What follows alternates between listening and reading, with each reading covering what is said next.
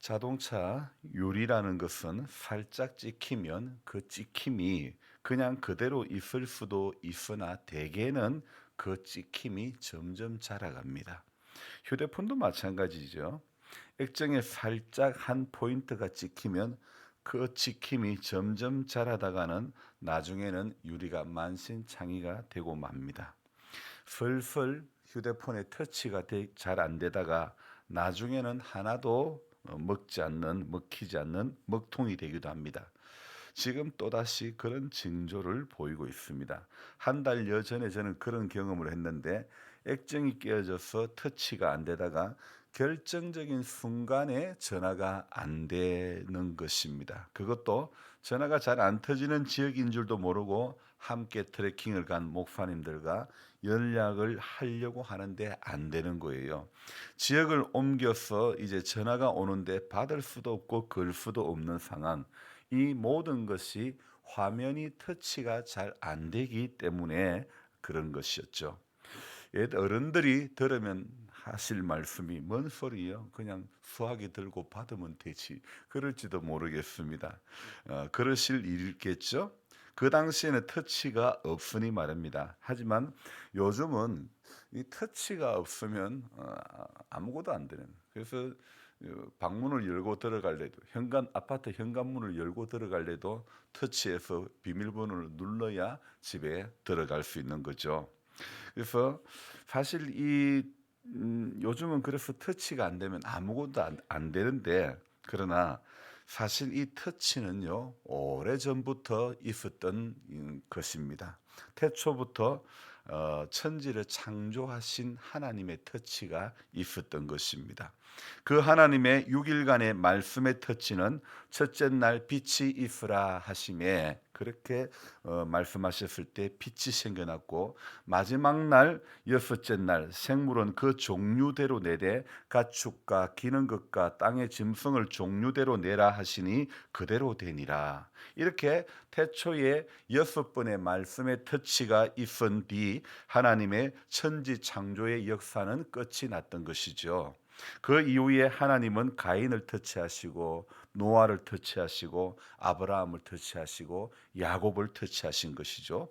성경에 기록된 모든 인생은 하나님의 터치로 인하여 그들의 삶이 그 이름대로 되어져 갔던 것이죠.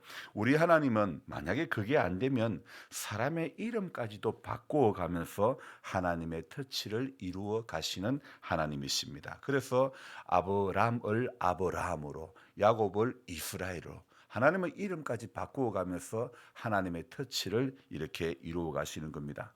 그러니 현대를 살아가는 우리 모두도 사실은 보이지는 않지만 주님의 터치 속에 살아간다는 것을, 우리가 이 주님의 터치가 없으면 우리는 아무것도 아니라는 것을, 안 된다는 사실을 알아야 되는 것입니다. 저는 깨져서 슬슬 터치가 안 되는 전화기를 보면서 진짜 중요한 것은 주님의 터치구나, 주님의 만지심이구나, 이런 생각이 들어서 감사합니다. 여러분, 신앙생활을 주님을 기쁘시게 한다면 모든 것에 주님이 내몰라라 하실 분이 결코 아니지 않습니까? 세상 살면서 유리에 찍힘이 있듯이 우리 마음에도 찍힘이 있어서 그 찍힘이 점점 자라나 결국 휴대폰이 터치가 안 되는 것처럼 내 마음도 내 생각대로 터치가 안 되는 그런 경우가 생깁니다. 그것을 우리는 마음속의 상처라 하기도 하고 마음의 병이라고 하기도 합니다. 대중가요를 부르는 어떤 가수는 그것을 이렇게 표현하고 있습니다. 물론 그 노래의 가사는 사랑과 이별에 관한 그런 노래인데 총 맞은 것처럼이라는 노래로 표현하고 있습니다. 저는 오늘 그 곡에 저는 가사를 잘 모르니까 검색을 해봤습니다. 그 노래에는 시작이 이렇게 나가더군요. 가사엔 이 총 맞은 것처럼 정신이 너무 없어 웃음만 나와서 그냥 웃었어. 구멍난 가슴에 우리 추억이 흘러넘쳐 심장이 멈춰도 이렇게 아플 것 같진 않아. 어떻게 좀 해줘. 날 좀 치료해줘. 이러다 내 가슴 다 망가져. 구멍난 가슴에 어느새 눈물이 나도 모르게 흘러. 이러긴 싫은데 정말 싫은데 세상 가요인데 가사가 너무 가슴을 후벼 놓는 것 같은, 여러분 인생 살면서 이렇게 총 맞은 것처럼 정신이 너무 없어 이런 상태를 누구나 한 번쯤 한 번 이상은 다 경험해 보셨을 것입니다. 물론 이 곡은 사랑 노래이고 이별 노래인데 가사가 너무 감정이입이 절절한 그런 노래이죠. 주님을 향한 우리의 감정이입도 이렇게 애절함이 있다면 얼마나 좋을까, 이런 생각을 해봅니다. 얼마 전 월드컵 경기에서 응원하는 한 청년의 울음을 보았습니다. 이 청년은 왕이 입는 이 발음하기도 힘든데 곤롱표 이 발음도 힘든데 이런 붉은색 왕이 입는 그 옷을 이렇게 어떻게 응원을 할까 생각하다가 37만 원인가 주고 이 곤농포를 이렇게 구매를 했는 거예요. 그래서 그 옷을 입고 응원을 하는데 카메라가 아주 특이한 의상을 입고 이렇게 응원하니까 카메라가 딱 찍는 거예요. 그런데 승리의 감격에서 우는 모습까지 카메라가 딱 그 카메라 감독이 잘 잡은 거예요. 수만 명이 이 들어가는 경기장에서 카메라 감독은요, 그 옷을 왕이 입는 옷을 입은 또 우는, 승리에 감격해서 우는 그 장면을 잡아내는 겁니다. 우리가 드리는 예배에서도 주님을 만나는 그런 감격이 있다면 얼마나 좋을까. 지고 있다가 역전을 시키는 그런 은혜, 그런 기적 같은 드라마가 성경에 얼마나 많이 나옵니까? 오늘 이 본문도요, 그런 기적의 역사, 기적의 드라마와 같은 것입니다. 바울과 실라가 지금 갇히게 됩니다. 왜 갇히게 됩니까? 16절입니다. 우리가 기도하는 곳에 가다가, 저는 오늘 16절 말씀을 읽으면서요, 여러분 성도라면 모름지기 기도하는 곳이 있어야 되는 것입니다. 기도하는 곳에 가다가 그 뒤에 어떤 일이 일어납니까? 같이 읽습니다. 점치는 귀신 들린 여종 하나를 만나니 점으로 그 주인들에게 큰 이익을 주는 자라. 자, 여기에 보니까 점치는 귀신 들린 여종 하나, 여종이 점을 치는 거예요. 그런데 점으로 큰 이익을 준다. 누구에게요? 주인입니까? 주인들입니까? 주인들, 주인이 여러 사람이라는 복수죠, 그죠? 자, 그런데 이 17절 내용을 보면 이 주인들에게 큰 점을 쳐가지고 이게 점 복채죠, 그죠? 복채를 두둑히 받아가지고 주인들에게 큰 이익을 주는 거예요. 그런데 17절에 보니까 이 여종이 어떤 일을 하느냐, 같이 읽습니다. 그가 바울과 우리를 따라와 소리질러 이르되 이 사람들은 지극히 높은 하나님의 종으로서 구원의 길을 너희에게 전하는 자라 하며. 자, 이 여종이요, 이렇게 말하는 것을 18절에 보니까 이같이 여러 날을 한다는 거예요. 그러니까 이 귀신 들린 여종, 귀신이요, 바울이 뭐 하는 사람인지 정확히 아는 겁니다. 어떻게 보면 바울의 전도를 도와주는 것 같기도 하긴 한데, 왜요? 지극히 높은 하나님의 종으로서 구원의 길을 너희에게 전하는 자다, 이렇게 말을 하기 때문에 어떻게 보면 바울의 전도를 도와주는 것 같기도 합니다. 그런데 실은 바울 일행을 아주 난처한 상황에 빠뜨리는 사단의 방해가 지금 시작되고 있는 것입니다. 이 점치는 여자에게는 여러 명의 주인이 있었다고 합니다.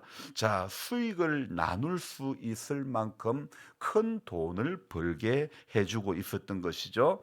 자, 여러분 신접한 점쟁이들이 잘 맞추는데 왜 그런 말 하지 않습니까? 귀신같이 한다고. 예, 귀신들은요 과거사를 다 알고 있기 때문에 점쟁이가 그걸 맞추면 뭐 소름이 끼친다고 말합니다. 사실 그런데요, 사람들이 궁금한 것은 과거입니까? 미래입니까? 과거는 자기가 다 경험했던 거 아닙니까?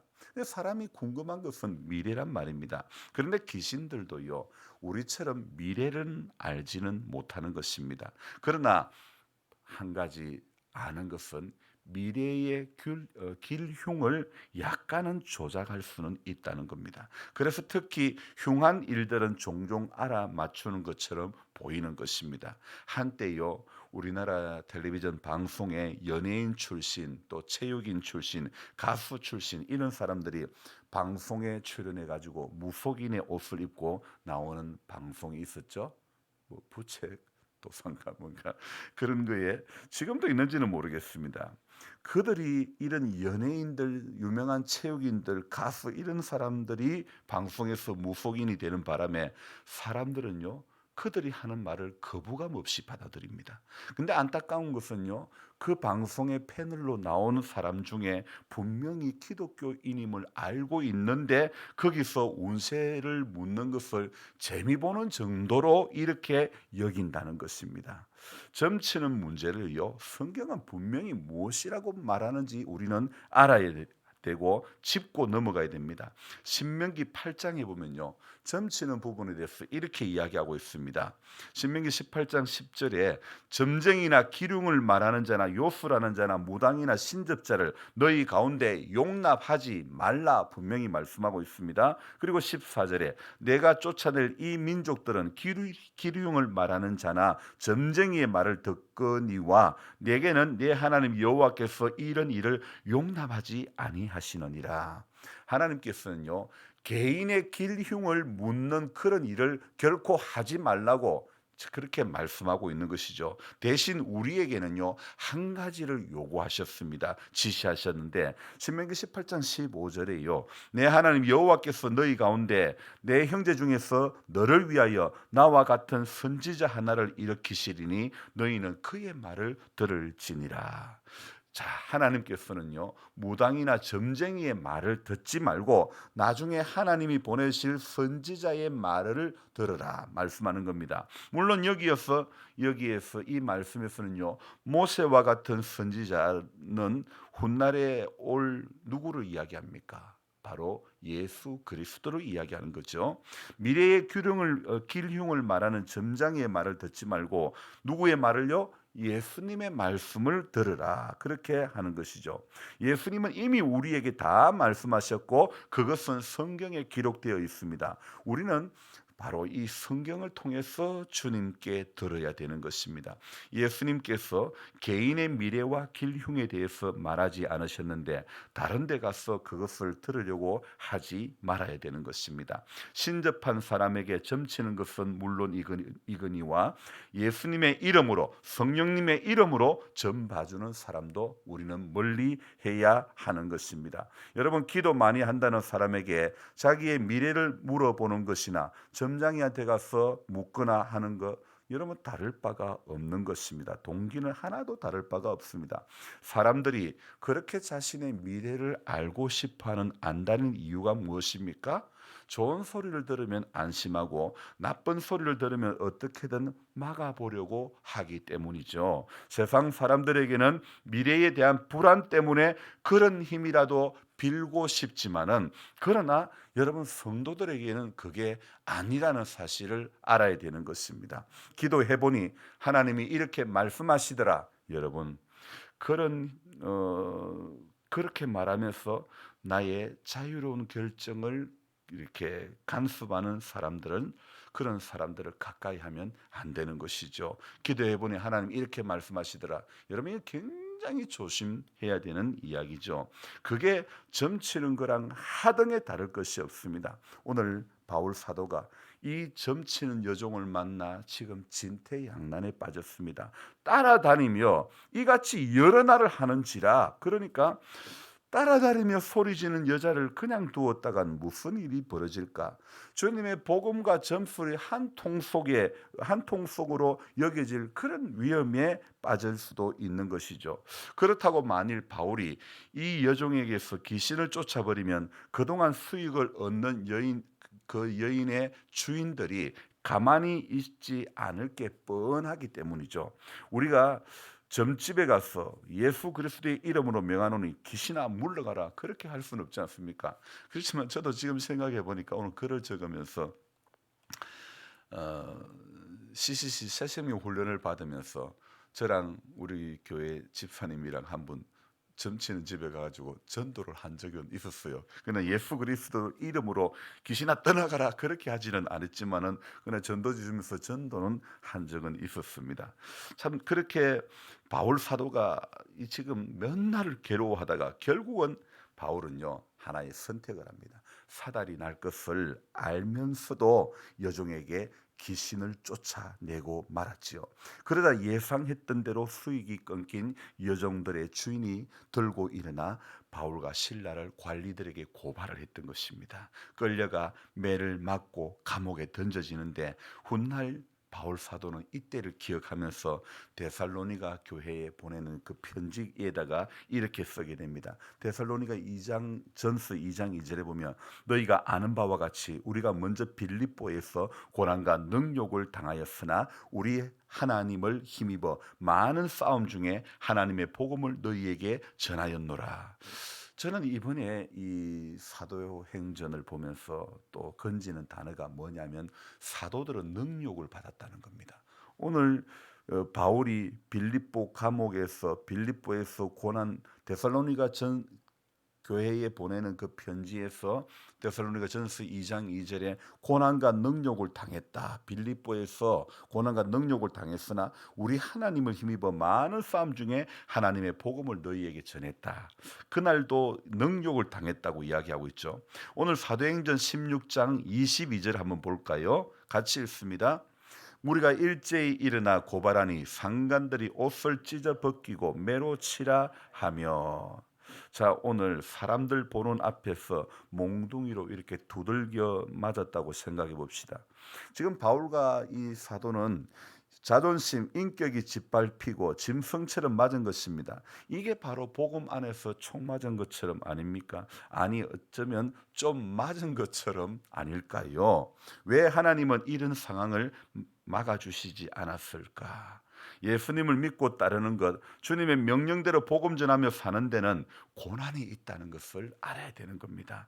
예수 잘 믿으려면 우리 고난이 있다는 것을 기억해야 됩니다.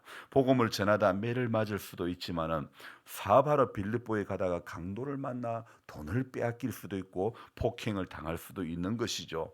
우리가 주님을 위해서 고난 받는다면 차라리 복된 것이라 생각해야 하지 않을까요?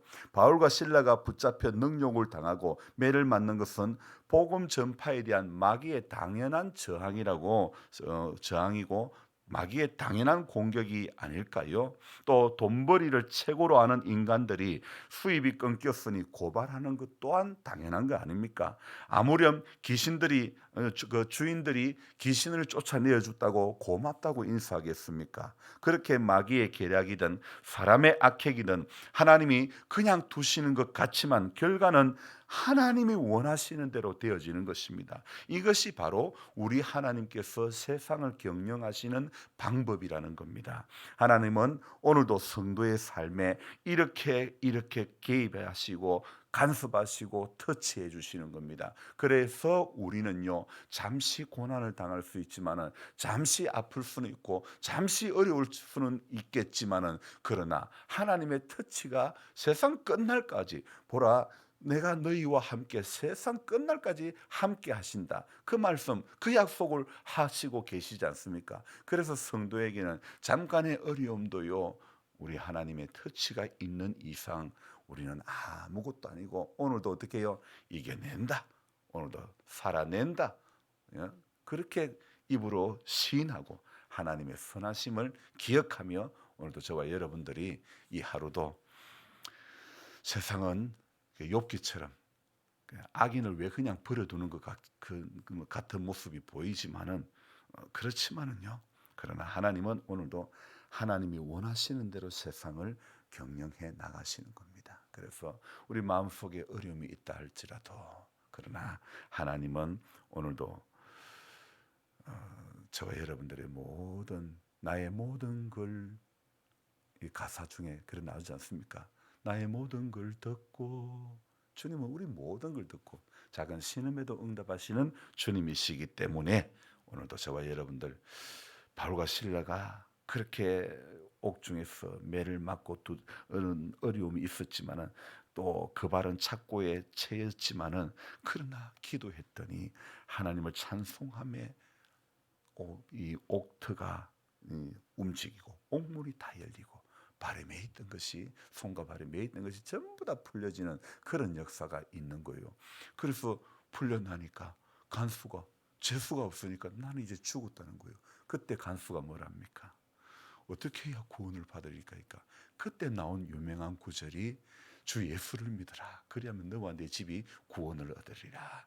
여러분 성경에 우리가 자주 교회에서 자주 듣는 이야기가 주 예수를 믿어라. 그러면 너와 내 집이 구원을 얻으리라. 바로 오늘 바울과 실라가 감옥에 갇혀서 이 빌립보 감옥에서 일어났던 이야기가 그 끝에 바로 이 이야기가 나오는 것입니다. 여러분 그래서 하나님은 오늘도 우리 가운데서 기적 같은 역사를 써가는 것입니다. 월드컵 경기에만 기적 같은 역사가 아니라 하나님은 내 인생의 기적 같은 역사를 오늘도 써가시는 하나님, 그 하나님을 오늘도 신뢰하며 나아가는 이 하루가 되기를 주님의 이름으로 부탁드립니다. 기도하겠습니다. 하나님 아버지 고맙고 감사드립니다. 하나님 세상 가운데서 때로는 하나님께서 침묵하시는 것 같지만은 그러나 하나님께서 세상을 경영하시는 방법은 우리 눈에 우리 귀에 보기에 듣기에 그냥 침묵하시고 아무 말씀 안 하시는 것 같지만은 그러나 하나님은 반드시 하나님의 계획대로 섭리대로 이루어 가시는 줄로 믿습니다. 하나님은 태초부터 세상에 터치를 하셨습니다. 또한 사람을 터치하셨습니다. 하나님이 세상을 터치하셨을 때에 6일 동안 천지가 창조되었고 하나님이 사람을 터치하셨을 때에 사람은 그 이름대로 되어지는 은혜가 있게 된 줄로 믿습니다. 욕심 많았던 야고비가 하나님 이스라엘로 바뀌어지는 그런 역사 하나님 오늘 우리 가운데서도 일어나기를 소망합니다. 우리 하나님 예수 잘 믿으려면 고난이 있다는 것을 우리 기억하게 해 주옵소서. 바울과 실라가 복음 전하다가 매를 맞습니다. 그러나 하나님 주님을 위해서 고난을 받는 것은 복되다는 것을 우리는 성경을 통해서 다시 한번 기억합니다. 그래서 하나님 우리 편하게 예수 믿기보다는 주를 위해서 사도들처럼 능력을 받는 일에 그것을 기뻐하는 자로 여겼던 그런 것처럼 우리 또한 주님을 위해서 고난, 주님을 위해서 능력 받는 것을 기뻐하는 자로 여겨지는 그런 우리 모두가 될 수 있도록 도와주옵소서. 십자가를 질 수 있나 주가 물어보실 때에 주님 우리 예수 믿으면서 사람들은 저마다 십자가를 지려고 하지 않습니다. 그러나 주님은 십자가를 지심으로 말미암아 인생에게 구원의 길을 열어주셨습니다. 우리 하나님에게는 다른 어떤 경우의 수가 없었고 우리 예수님께서 십자가를 지시는 그 경우의 수가 바로 우리에게 구원의 길이 열려지게 된 줄 믿습니다. 우리 또한 주님의 나라를 위해서 주님의 그 나라가 우리 안에 이루어지고 우리 가정 안에 우리 교회 안에 우리 마을 안에 이루어지기 위해서 오늘 우리 모두가 하나님 앞에 십자가를 달게 질 수 있는 감사함으로 질 수 있는 그런 믿음의 사람 다 되어지게 하여 주시옵소서. 연로하신 성도님들 추위를 잘 견뎌갈 수 있도록 도와주시고 먹어도 기운 없고 또 이렇게 힘이 안 나지만은 그러나 하나님의 약속의 말씀 때문에 든든해질 수 있도록 도와주옵소서. 입맛이 땡기지 않습니다. 대부분 많은 사람들이 입맛 땡기는 약을 또 사드시기도 합니다. 주님 그 입맛까지도 주관해 주셔서 모든 음식 잘 섭취할 수 있도록 도와주옵소서. 존귀하신 예수님의 이름으로 감사하며 기도드리옵나이다. 아멘. 간절한 마음으로 주여 부르고 기도합니다. 주여 주여 주여